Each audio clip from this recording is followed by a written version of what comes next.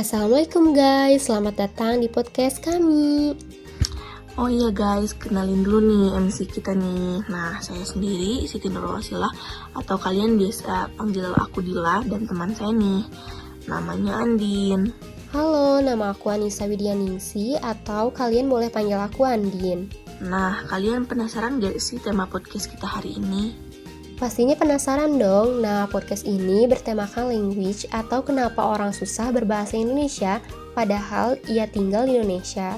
Bener banget nih, kan sekarang berbahasa asing banyak banget yang menyerang Indonesia dengan bahasa-bahasa mereka, apalagi kayak bahasa Inggris yang sekarang menjadi bahasa internasional.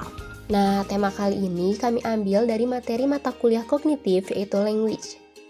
Bahasa atau language menurut psikologi kognitif adalah suatu sistem komunikasi yang di dalamnya pikiran-pikiran dikirimkan dengan perantara suara ataupun simbol dalam kata-kata atau isyarat.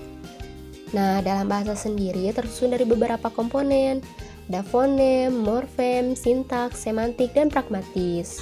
Oke guys, gimana sekarang kita panggil bintang tamu kita nih? Siapa ya? Untuk bintang tamu kita kali ini adalah mahasiswi-mahasiswi psikologi juga loh dari Unjani. Namanya Vivi dan Vio. Buat teman-teman bisa perkenalan diri dulu dong. Ya nih, tak kenal maka tak sayang, udah sayang malah ditinggal. Aduh, curhat ya. Oke lanjut guys, gak bisa ini kalau lanjut curhat. Oh iya nih, perkenalan dulu bintang tamunya ya. Halo guys, kenalin aku Pipi Cantika Putri Amanda, biasa dipanggil Pipi atau sayang sih. Boleh sih. Canda guys. Oke, lanjut ke teman saya berikutnya. Halo teman-teman semua, kenalin ya aku Yul Violanda atau biasa dipanggil Vio. Nah, kalian udah siap-siap dikasih pertanyaannya? Pastinya udah siap dong ya, apalagi ini kan menyangkut psikologi juga. Siap dong, asal ada bayaran gak sih? Haha, bener nih, bayarannya jangan lupa ya guys. Gimana ya guys ya? Nah, kita mulai ke pertanyaan pertama ya. Hari ini kita kan mau bahas tentang berbahasa nih. Kira-kira bahasa sendiri bisa dijelasin secara psikologi nggak sih? Oke, aku tunjuk aja ya. Yang jawab boleh Pipi deh. Wah, pertanyaannya bagus banget nih. Setahu aku sih, menurut materi psikologi, bahasa tuh ada materi pendekatan Chomsky, di mana mengatakan bahwa manusia memiliki keterampilan bahasa, bawaan yang memungkinkan kita berbahasa tanpa perlu belajar. Nah, menurut aku sendiri ya kita bisa berbahasa karena lingkungan kita. Juga apalagi setiap negara pasti punya bahasa masing-masing tergantung kita hidup di mana. Nah, itu kadang kita kalau dari kecil tinggal di Indonesia, tetapi lingkungan kita kayak di Jaksel lah istilahnya, kayak kita ikut kecampur pakai bahasa Inggris sih, soalnya di Jaksel pun selalu berbicara campur yang ngebuat kita tuh jadi ikutan. Intinya bahasa itu tergantung lingkungan kita sendiri. Oke, terima kasih Pipi udah jawab. Jawabannya juga jelas ya teman-teman. Oke, selanjutnya pertanyaan untuk Vio. Kalau kita lihat fenomena sehari-hari, kok bisa sih ada orang yang susah berbahasa Indonesia? Nah, kalau ini tuh sama kayak jawaban dari Pipi tadi, dikarenakan juga karena lingkungan tadi tuh seperti kita orang Indonesia, tetapi kita selalu disuguhi orang tua yang dimana bisa berbahasa Inggris, jadi kita terbiasa pakai bahasa Inggris dan kurang pede untuk ngomong bahasa Indonesia. Dan karena faktor disekolahin di sekolah internasional juga, dimana yang selalu ngobrol menggunakan bahasa Inggris, yang menjadi kita juga terbiasanya tuh berbicara dengan bahasa Inggris. Wah, jawabannya bagus loh Vio, makasih ya udah jawab pertanyaannya.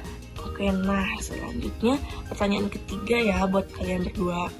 Faktor usia, kayak kapan orang itu belajar bahasa Indonesia, sama lingkungan, misal nih nggak ada yang berbahasa Indonesia atau keluarganya di luar, itu gimana ya?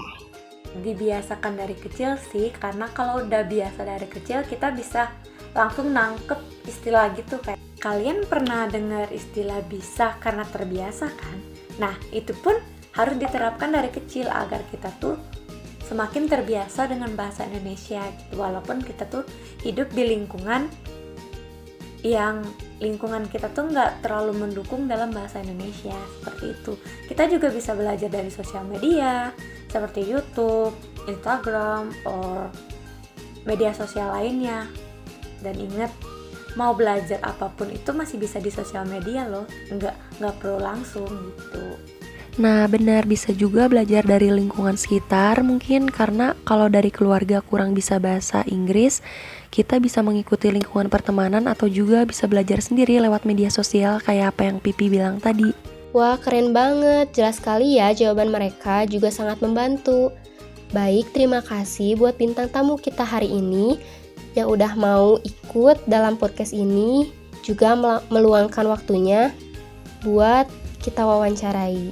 Oke, sekarang aku udah bisa ngasih kesimpulan nih tentang apa yang kita bahas tadi.